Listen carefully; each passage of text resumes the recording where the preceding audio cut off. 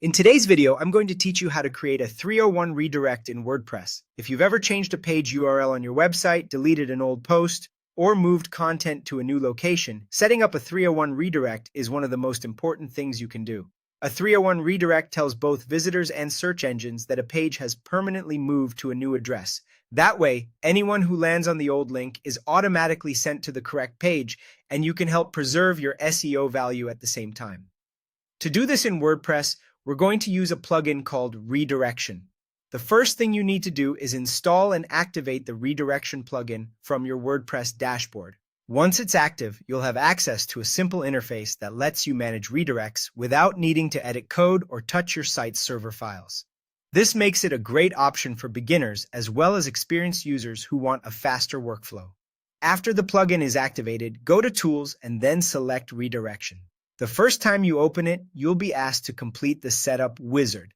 This setup process is usually very straightforward, and it prepares the plugin so it can properly handle redirects on your site. Just follow the prompts on the screen until the setup is complete. Once you're inside the plugin, look for the section called Add New Redirect. This is where you'll create your 301 redirect. In the source URL field, enter the old URL path that you want to redirect from. For example, if your old page was located at /oldpage/, that's what you would place there.